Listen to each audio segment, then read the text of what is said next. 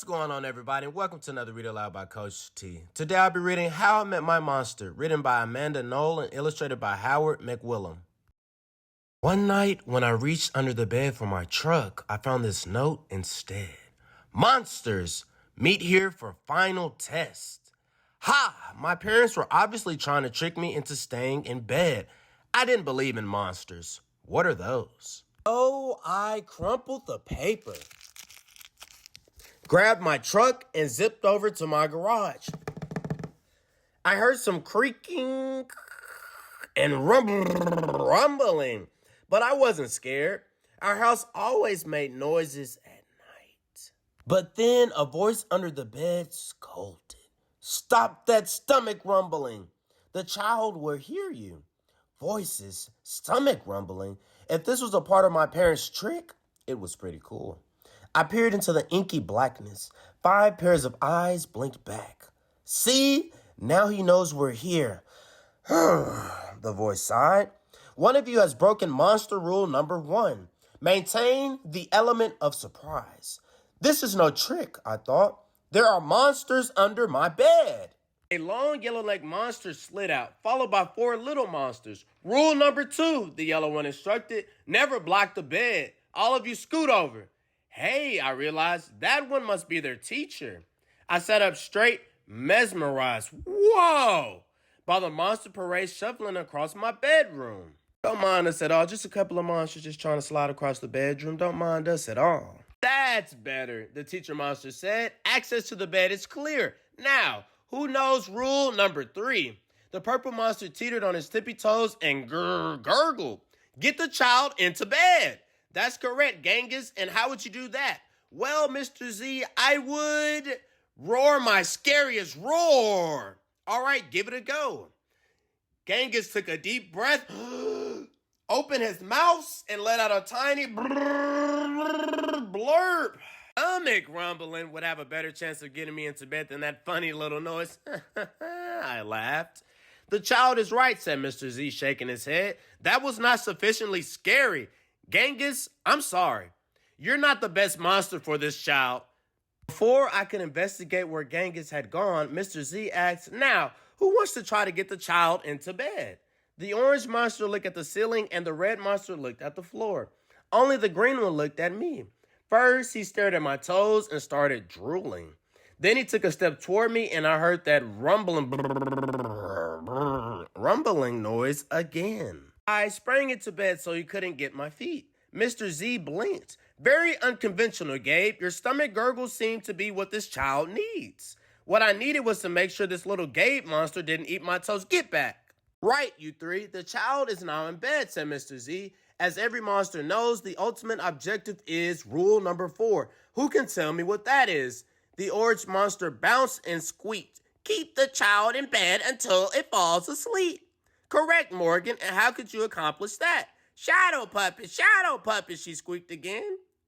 Gabe whistled through his nose and snickered. But Mr. Z said, "Interesting idea. Try it."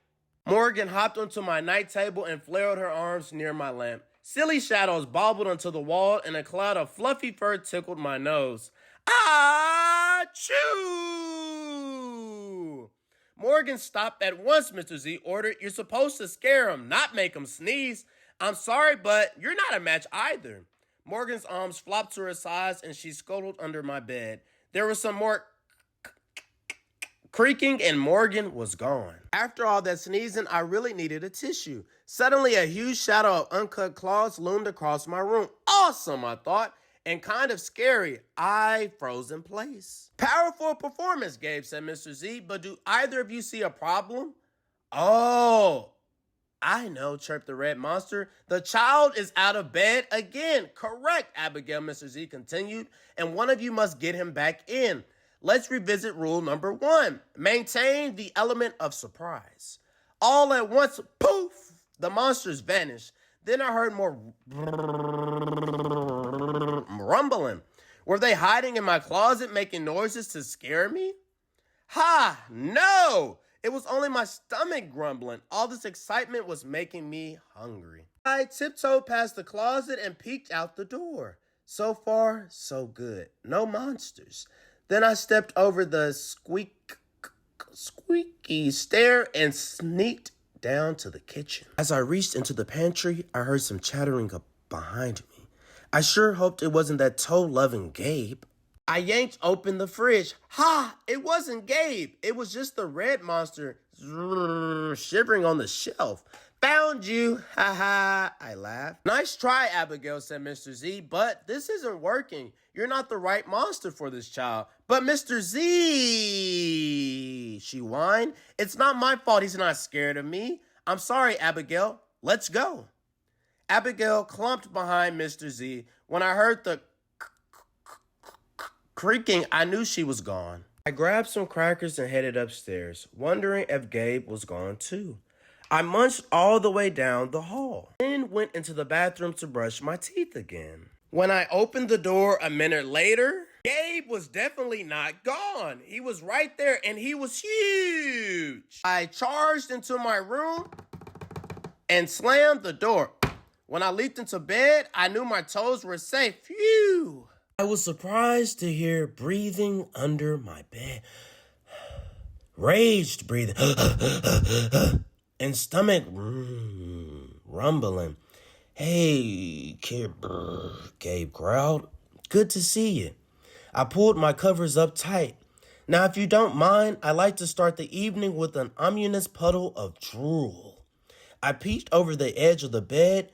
Green ooze spread soundlessly from underneath. Then the bed quivered as Gabe unfurled his spiked tail. Well, this looks quite promising, Mr. Z noted. When I heard some more creaking, I knew Mr. Z was gone. I was alone with Gabe. Gabe loomed over my bed and began sharpening his uncut claws on my bedpost. How'd you get so big? I gasped. Rule number 5, my friend, he explained. People food makes monsters grow, so thanks for the crackers. Got any toes I can munch? I scrunched in my feet so Gabe couldn't get them. This was way better than playing with trucks. No toes tonight, but you can have this, I offered, tossing a stuffed monster off the bed. Gabe dove for it. His soft, comforting snorts filled the room as he snuffled the toy. I shivered. Kid, I think this is the beginning of a beautiful friendship. Me too. No other monster can scare me like you. I giggled. Gabe was the monster for me. His snorts and ooze were perfect. I yawned, then shivered again. I was asleep in no time.